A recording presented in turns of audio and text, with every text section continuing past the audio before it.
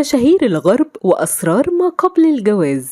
رونالدو اتعلم الدرس من خسائر بيزوس وجيتس. فوبيا الطلاق في أوروبا كلفت مشاهير نص ثرواتهم وعقدت قبل كتير من الجواز. في الغرب الثروة أهم من الحب، والجواز ليه حسبة تانية خالص، لأن الاختيار الغلط ممكن يكلفك نص ثروتك، ولو ثروتك معدية المليار يبقى لازم تفكر كويس قبل ما تاخد الخطوة دي، حتى لو كلفتك 9 سنين تفكير. وده اللي حصل مع جورجينا وكريستيانو رونالدو، واللي استمرت قصة حبهم 9 سنين. خلفت منه بنتين هما ألانا مارتينا وبيلا إزميرالدا، لحد ما أعلنت جورجينا من أيام إنها وافقت على عرض جواز رونالدو منها، وده اللي خلى ناس كتير تسأل إيه السبب في تأخر جوازهم. ثروة رونالدو كانت كلمة السر في تأخير جوازه من جورجينا، وده طبعا بعد ما وصلت ثروته في 2025 لواحد 45 مليون دولار، في حين ثروة جورجينا ما تعديش ال 13 مليون دولار. ولو اتجوزوا وحصل انفصال، جورجينا من حقها تاخد 725 دولار من ثروة رونالدو. وعشان كده من 2016 وكتير من المواقع الأوروبية اتكلمت عن محاولة وصول رونالدو لاتفاق مالي يضمن حماية ثروته في حالة انفصاله عن جورجينا. ولأن المشاهير في الغرب بيعملوا الاتفاق المالي وتقسيم ممتلكات قبل الجواز لحماية ممتلكاتهم وثرواتهم علشان ما يخسروش ملايين زي غيرهم من ضحايا الطلاق، كان لازم رونالدو يوصل لاتفاق مع جورجينا. وحسب تقديرات وتقارير إعلامية على مواقع زي إكسبريس وذا صن وبعض المواقع الأوروبية، واللي بتقول إنهم لما قرروا الجواز كان في ترتيبات مالية مسبقة، وهي إن جورجينا تاخد قصر العائلة زي في مدريد ومبلغ شهري ثابت بقيمة 100,000 يورو شهرياً لمدى الحياة لو حصل انفصال. الاتفاقات المالية اللي من النوع ده بتكون شائعة جدا بين مشاهير الغرب لحماية الثروات الكبيرة قبل الجواز.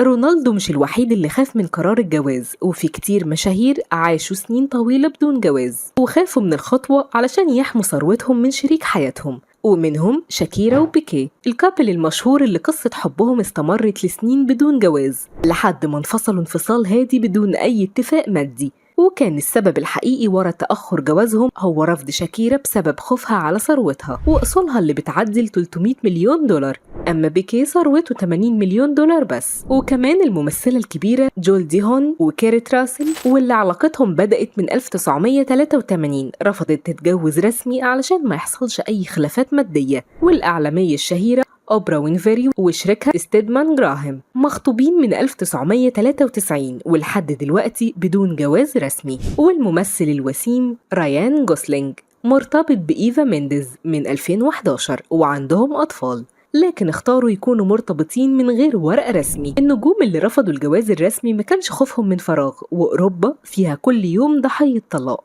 وده بسبب ان القانون الأوروبي وخاصة الأمريكي بيدي الشريك نص الثروة أو بيعمل تسوية بملايين الدولارات حتى لو الجواز مدته قصيرة. ومن أشهر ضحايا الطلاق جوني ديب وأمبر هيرد، وانفصالهم كان أكتر محاكمة مثيرة للجدل في العالم، ولأنهم اتجوزوا من غير عقود مالية. أمبر قالت أكاذيب كتير ورفعت قضية ضد جوني كان الهدف منها تاخد نص ثروته، لكن جوني استرد حقه لما رفع ضدها قضية وكسبها. لكن في النهاية الطلاق كلفه من 14 ل 20 مليون دولار، ودي أقل خسائر من خسارة نص ثروته اللي وصلت لأكتر من 650 مليون دولار. براد بيت وأنجلينا جولي هم كمان خسروا كتير في طلاقهم رغم إنهم عملوا اتفاقات مالية وقاموا ممتلكاتهم قبل الجواز علشان ما يكونش فيها مشاكل لو حصل انفصال. لكن لما تم الطلاق اختلفوا على ملكية مصنع خمور مشهور كان ملكهم بنسبة 50-50، طلب فيه براد 67 مليون دولار، لكن أنجلينا رفضت ورفعت ضده قضية طلبت فيها ب 250 مليون دولار حق المصنع.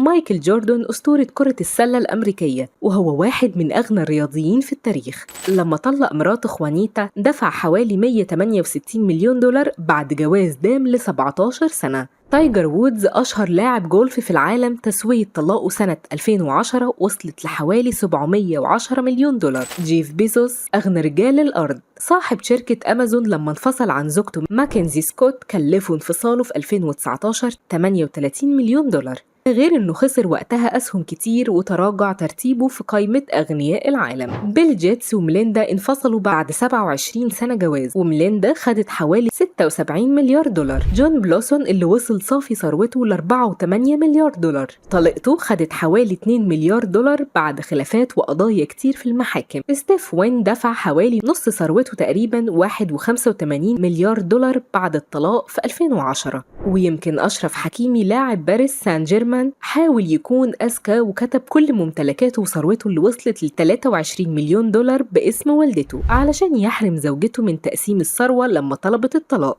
وطلبته ب10 مليون يورو ورفض حكيمي دفعهم. جيسيكا ألبا وكاش وارن بعد 16 سنة جواز اتفقوا على تقسيم ثروتهم بشكل عادل. ألبا عندها شركة بقيمة حوالي 623 مليون دولار، وكاش حوالي 100 مليون دولار، وتم الطلاق بحصول وارن على 250 مليون دولار من جيسيكا ألبا. من كريستيانو جورجينا لغاية بيل جيتس وجيف بيسوس، كل النجوم دول بيورونا ان الطلاق في الغرب مش مجرد انفصال عاطفي، ده فيه حسابات مالية ضخمة. وعلشان الطلاق ما يكلفش كل واحد نص عمره، كتير من مشاهير الغرب دلوقتي بيحاولوا يعملوا تسويات واتفاقيات مادية وتقسيم ممتلكات قبل الجواز، لدرجة انهم بيكتبوا في العقود الهدايا الغالية زي الأصول والمجوهرات والعربيات والاستثمارات علشان كل واحد يضمن حقه أو يوفر على نفسه المعاناة ويختار يعيش زي مشاهير تانيين بدون عقود رسمية. أسرار كل يوم، لكل يوم لون، ولكل لون حكاية.